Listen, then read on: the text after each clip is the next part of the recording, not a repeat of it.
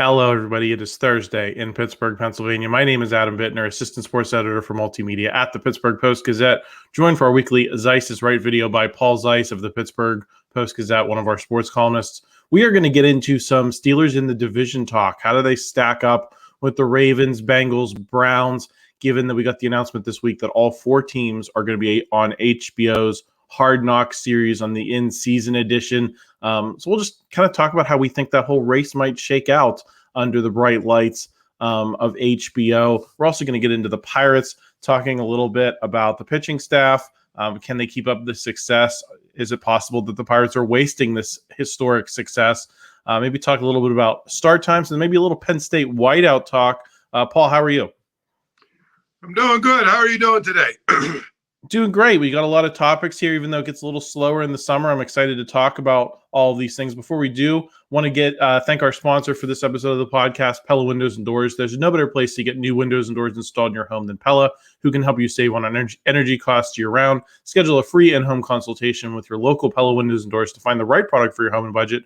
Give them a call at 866-593-1560 to discuss your project further. That's 866-593-1560 to get started planning on your new windows and doors installation with Pella Windows and Doors of Pittsburgh. Paul, I'm going to get to the question about how we think the Steelers might, finish in the division, but I feel like that's too big of a question to start with. So I'm going to get into a little more nitty-gritty. First of all, do you think that the Steelers are going to beat every team in this division at least once this season? Because I think that is the baseline for them being in it, right? In the thick of the playoff race. You're not going to do it if you go, 2-4 in the division, if you go 1-5 in the division. So do you think that they're going to go into every game against these division opponents and have a chance to win? Yeah, I mean, they've done that pretty well. I mean, they've actually been pretty good against the divisional opponents the last 4 or 5 years. So I don't know why they wouldn't, at least go 3-3 in the division, if not 4-2. They tend to play really well against Baltimore. They tend to play really well against the Browns, and the Bengals. It's been a mixed bag. When the Bengals are really good, they've been a little too much for the Steelers, but they haven't been. They've had injuries. Their defense is decimated. So to me, I mean, I believe the Steelers probably are going to go 4-2 in the division, because I think that if you look at the teams in the division, the Steelers seem to know how to beat them.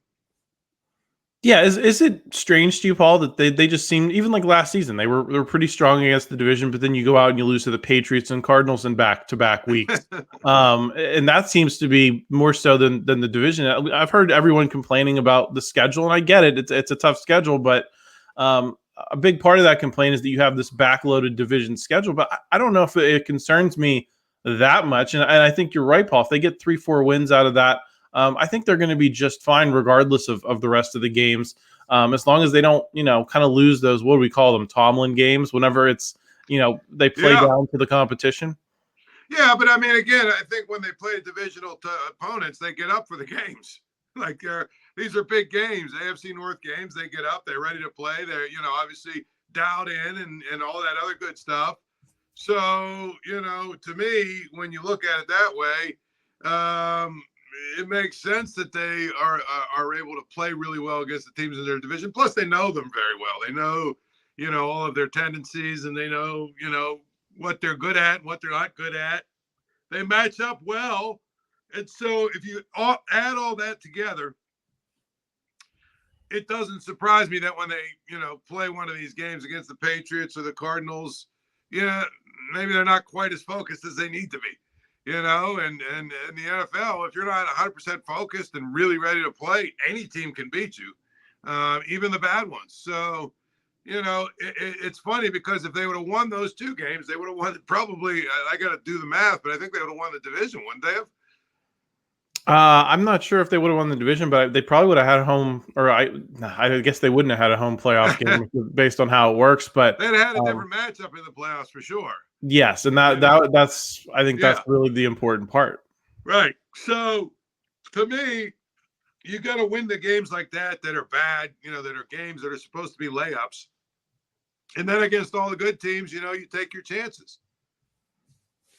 Yeah, I agree. Paul, we had ESPN Seth Walder on the Chip Hamlin Football Podcast with Brian Batko this week. I feel like it's a trendy thing for lots of national pundits to say, well, the Steelers have the worst quarterback in the division, so they're going to finish in last place. I feel like every year that's the like trendy. Oh, they're going to finish in last place, and I guess you could say that the Steelers quarterback situation is the worst. I don't know if it's that provably worse than the Browns. Deshaun Watson can put games together, but it's been several years, Paul, since we've seen him play, kind of a Pro Bowl, all pro level. I'm not 100% sold that we can't see Justin Fields or Russell Wilson play as well as him, but let's just accept the premise. The Steelers have the fourth best quarterback room in the division.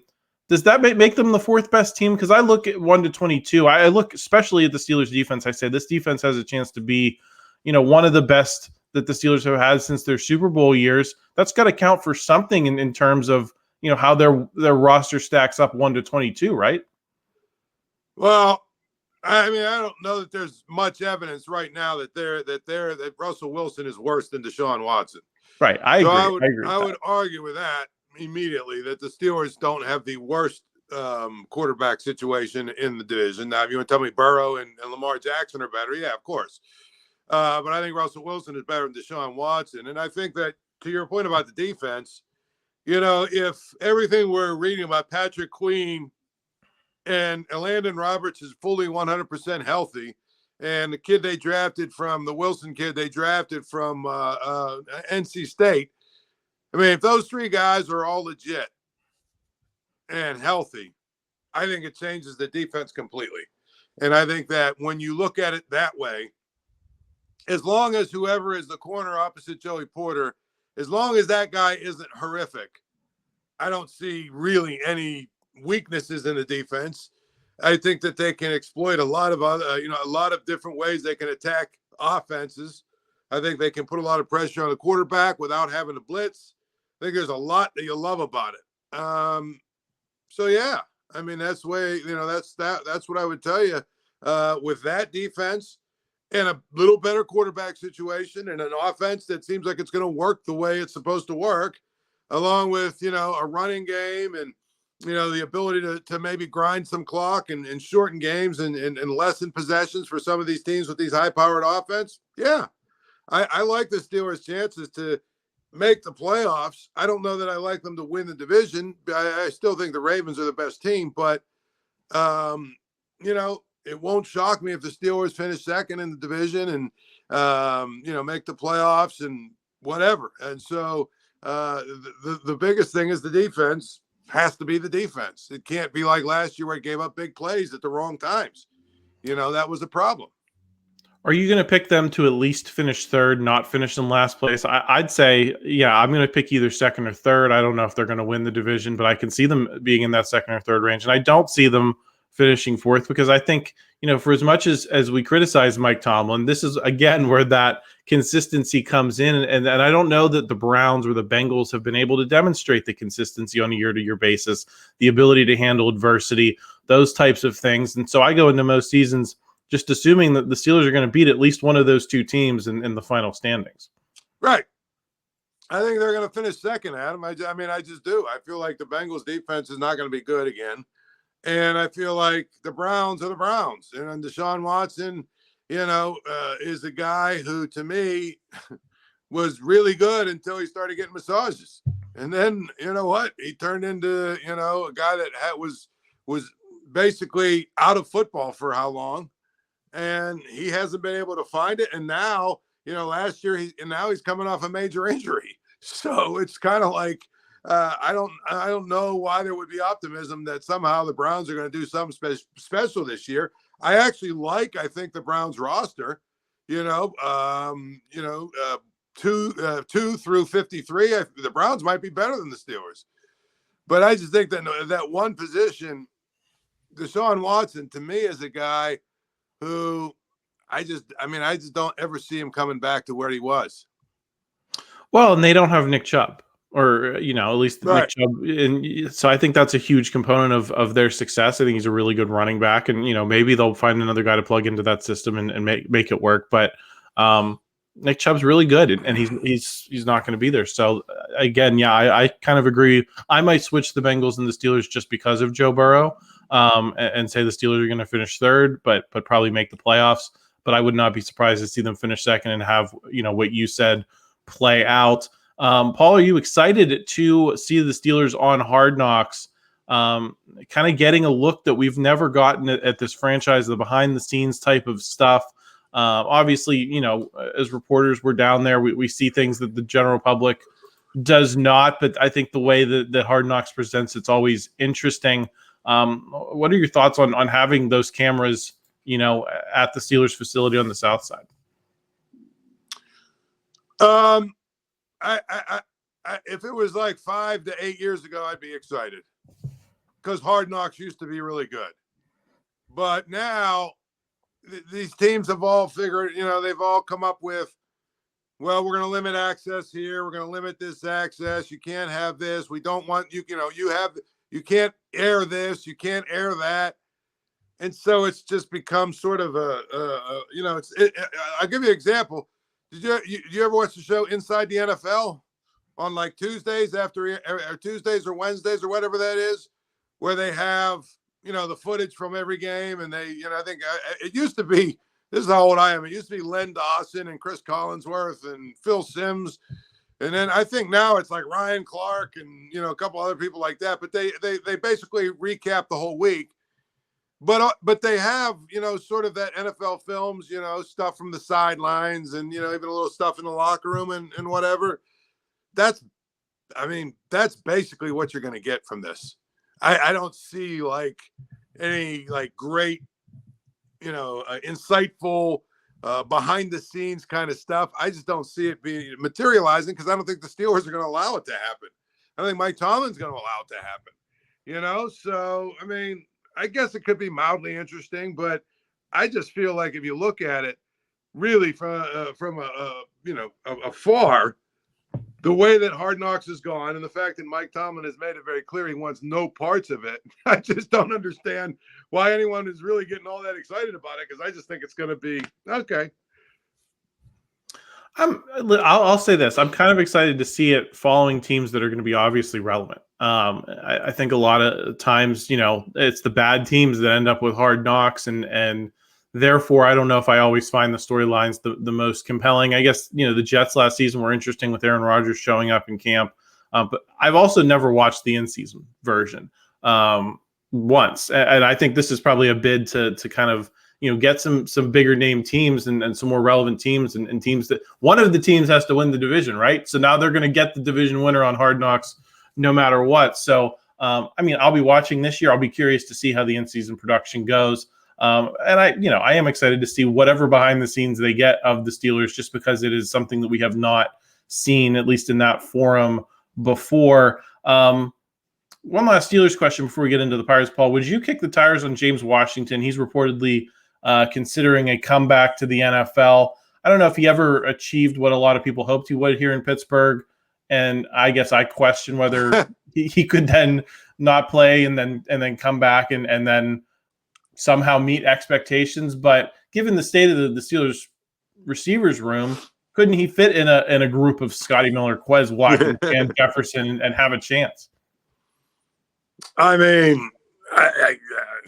It's another body, I guess. You want to bring him in, kick the tires, sign him to one of these deals that doesn't really, you sign him to a league minimum deal without a signing bonus and bring him into camp to see what he can do. Why not? But it feels to me like they've already got about 7 James Washingtons on this team. And so I'm not sure what you're going to get with him. But to your point, do your due diligence, bring him in, at least take a look at him a little bit, see if he can play still. And if he can, maybe he's better than some of those guys you mentioned.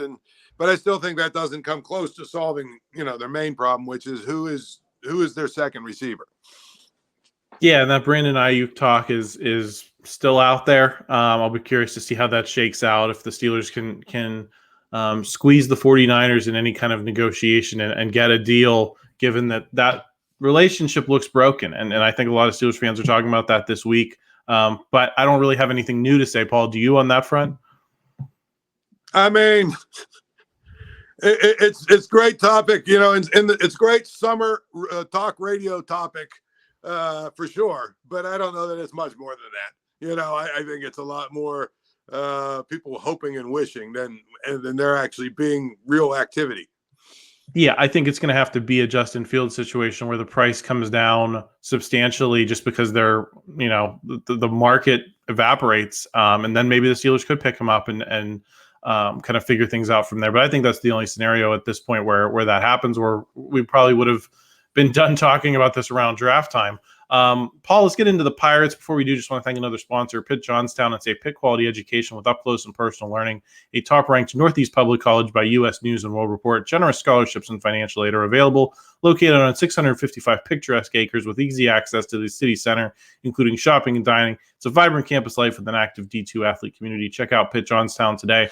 Paul, here's my question about the Pirates. What are the chances that this first half here are the best we will ever see from this trio at the top of the rotation at one time? Mitch Keller, Paul Skenes, Jared Jones, all pitching in pretty dominant ways. Yeah, they've had a blip here, a blip there over the last couple of months, but otherwise, they've been lights out, and I just feel like it's not going to work out that way all the time. Paul Skenes might be dominant and great at one point, and Jared Jones might be dominant and great at another point, and Mitch Keller might be dominant. Maybe 2 out of those 3 are going to be dominant.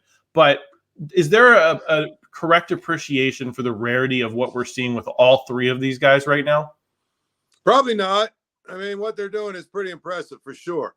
I mean, and the thing about it is, it's incredible when you think about it. You throw Bailey Falter into that mix. Somehow this team has a losing record.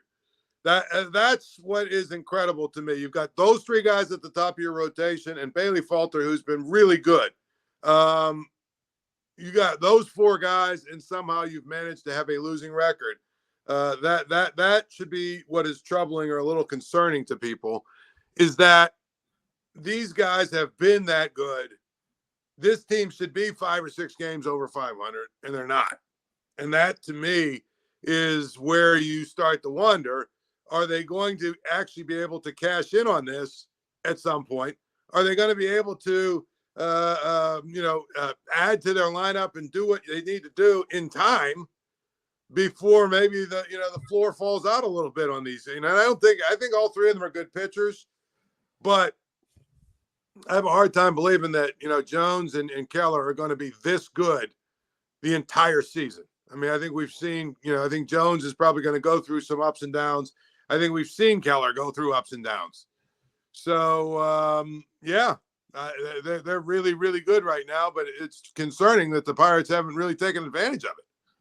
Yeah, and then you throw the possibility of injury in there. I just think that it's clicking the way you kind of dream about, and very rarely does that happen in sports. And to your point, Paul, yeah, they're still under 500, which I think moves the topic to Ben Cherington.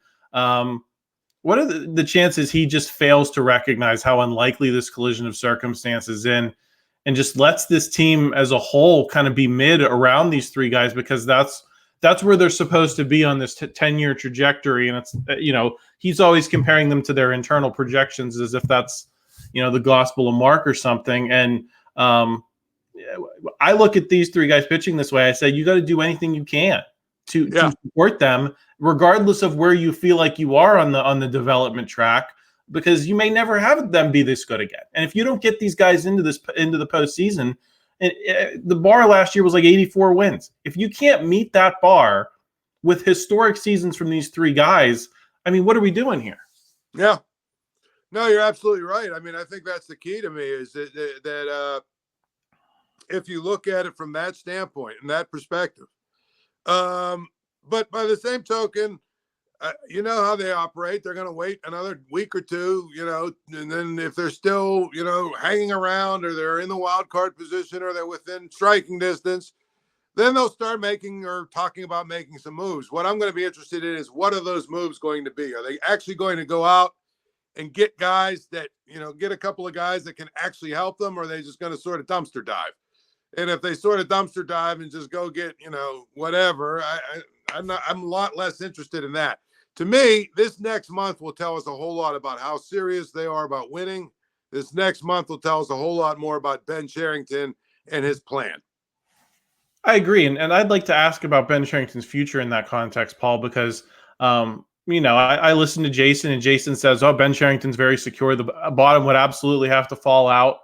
Should that be the bar for him, given that Henry Davis still stinks, given that the development, especially of hitters, has been horrific? If you take Paul Skenes out of the pitching development, I don't think there's been, a whole lot of success stories there either, other than Jared Jones. And Paul Skenes was a layup. You and I have talked about this. I'm not giving him credit for drafting Paul Skenes and Paul Skenes being successful. I mean, at what point do you say there's pieces in place here, but maybe someone else needs to get this thing over the finish line than Ben Cherington, because there's enough red flags that maybe you're not going to have that crest of the wave that you had from 2013 to 15, where you won 98 games. And that's my big fear, Paul, is that the bar just seems so low for Ben Cherington, and having these pitchers is such a cheat code that it's going to float a bad general manager for many more years than maybe he deserves. Well, I think if they don't get to 80 or 81 wins, I don't know how you bring them back, to be honest. I think you have to clean house at that time. With this pitching staff, year 5, no, I don't think you have to get to the playoffs, but there has to be, a very clear step forward. And then, we also need to see things like Nick Gonzalez, in September is still hitting and still playing like a really good major league player. Brian Hayes, O'Neal Cruz get better. You have the pitchers, the 2 young pitchers just, continue to get better and better. I mean, there's got to be things that you can point to and say, okay, they didn't quite make the playoffs, but down the stretch, this is what we saw that we know we can actually build on, and it's not going to take that much to build on, that we can get to that 88, 89, 90 win threshold next year. There's got to be that at the end of the year. If it's the same thing, 78 wins, 77 wins, 76 wins, and, we're just sort of not sure if O'Neal Cruz is really a superstar or not. And, the same questions we have every single year, it seems, the last few years about this team. If it's still the same, then I don't think that's good enough. I mean, I agree. It does not seem like that's the attitude, and it should be, in my opinion. And I don't know if, like I said, there's no appreciation for how rare this is. I've been comparing the Ben Cherington Pirates to the Littlefield Pirates a lot. A lot of people love to compare them to the Huntington trajectory, but I looked at last year and said 2003 was similar, where they had to spend a bunch of money on free agents because they had a bunch of spots that they didn't develop for. I kind of look at this season like 2005, when they had Zach Duke, Tom Gorslani, Ian Snell, Paul Maholm, all coming up. And I'm not saying that I think Paul Skenes and Jared Jones are going to turn out like those guys, because I don't think any of them lived up to expectations. I think they're going to be better than all of those guys, but I kind of more look at it the team context if they never were able to put it together around those guys. And that ended up being, the demise of Dave Littlefield. And I see a lot more in common with those teams than I do with the Huntington teams at this point, and that's concerning for me. Paul, this has been bugging me, because I think it was Monday this week. The Pirates game ended at 8:45, and it was a night game, and it was still daylight out. How much do you hate these 6:40 start times in the summer? Now, I get it in April when it's school, in September when it's school and the kids have to, be up in the morning. Maybe you want to have, fans have a chance to get out of PNC Park earlier, but it's June now, and they still start these games so early, and throw in the Saturday at 4:05. Drives me nuts. You sit out there and bake at 4 o'clock instead of having a night game. And it's all because apparently like 2,000 geriatric season ticket holders say we prefer this because we can get to Eaton Park earlier. What do you think of them continuing to do this? Because to me, it's ridiculous. Yeah, I wish they'd go back to 7:05 starts. I mean, I think that, 7:05 makes sense. It gives you a chance, a little bit more of a chance in between work.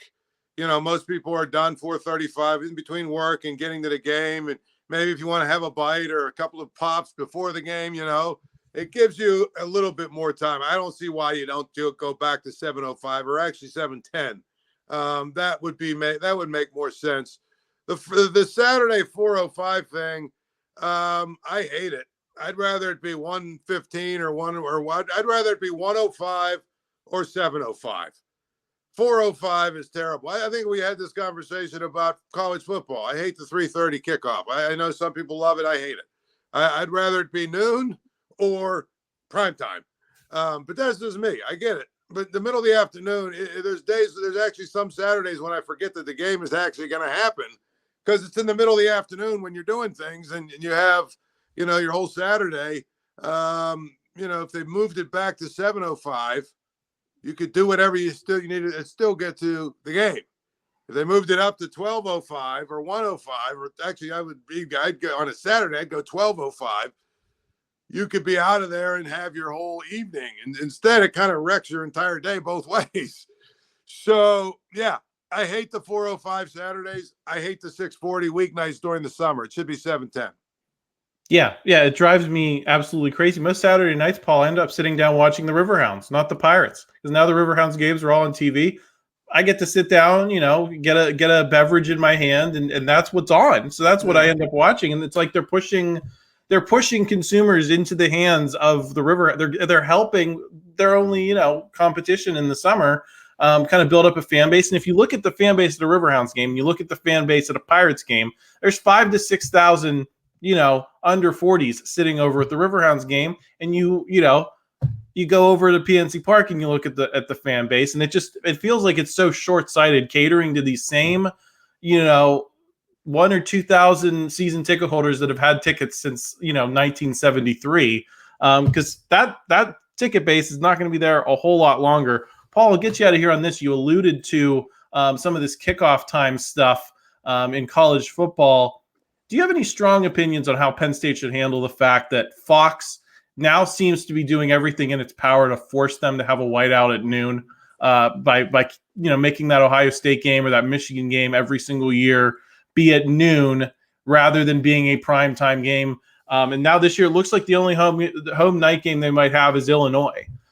So that forces them to kind of choose: are you going to do the whiteout against a crappy team, or are you going to do it at noon when it doesn't look as cool just to make Fox happy because they have big noon Saturday and they're trying to ruin the sport with it? Yeah, well, I mean, welcome to the world of TV, right? And to me, the fact that, 10, 15, 20 years ago, I remember, I'm old enough to use that. I'm old enough to remember when noon kickoffs were, oh, well, that's for all the loser games, right? That's the unimportant games. That's why Pitt has to play at noon, because it's the unimportant, the Big East games, right? Now, it's the same thing with Friday night games. Now we see every conference is playing Friday nights, and every conference is playing a lot of big games at noon. I would rather see Penn State, Ohio State, or whatever, Alabama, Auburn, or Alabama, Georgia, whatever. I'd rather see those games in prime time. To me, I'd rather see those games at 8:00. I know it's a long kickoff. It's a late kickoff, but you know what? Most of the fans that are going to those games are staying over anyway. So it to me, if it was an 8:00 game, then it just feels different. But you better get used to it, because clearly television is pushing games to the noon hour, and I'm not sure why, but that's what it seems like. If you look at this year's slate of games, a lot of the big games are at noon. Well, it's because Fox just doesn't want to compete with the SEC at night. And I just think that's clown, I almost cursed here. I think it's clown crap, and I think it makes the sport worse. But if you're Penn State, what do you do, Paul? Do you cave and say we're going to do the whiteout, and we're going to make Fox happy, and we're going to give them that visual that they're trying to almost collude? Like, they must be colluding with NBC and CBS to force them into that choice, right? And so do you thumb your nose if you're Penn State and say we're doing it against Illinois, even though Illinois might stink? I think you do the whiteout at night. It's silly. During the day, it would be silly. The whole point of it is to be at night. So I would do it against Illinois, and that would be the end of it. The whiteout game is Illinois. If that's the only night game, that's where we're doing the whiteout. I'll throw this caveat, though, Paul. They do have the national runner-up Washington coming in November 9th.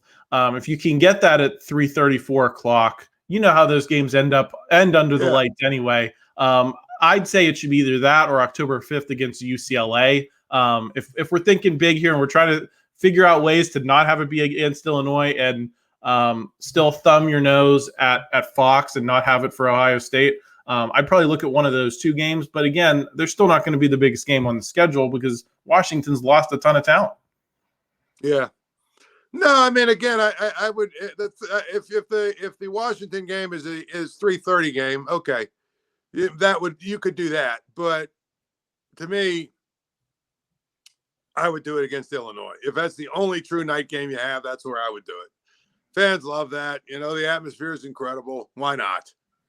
Yeah, but I guess at a certain point you start wondering how much juice is going to be there for Illinois, right? And does it dampen the spectacle because you do it against a bad team and not just like they've done it against Minnesota and Auburn and what was it, Iowa last year, where at least you could kind of talk yourself into it. I don't know if you can talk yourself into it with Illinois. But Paul, that's all I got for you this week. Thanks for stopping by. Christopher Carter will be back with the North Shore Drive on Friday, so make sure you're subscribed. We're also going to have lots of Steelers locker room continuing to come to you from mini camp, so make sure you're subscribed. Make sure you like the video if you enjoyed it. Help us out in the YouTube algorithm, and we will talk to you again next week. All right, bye-bye.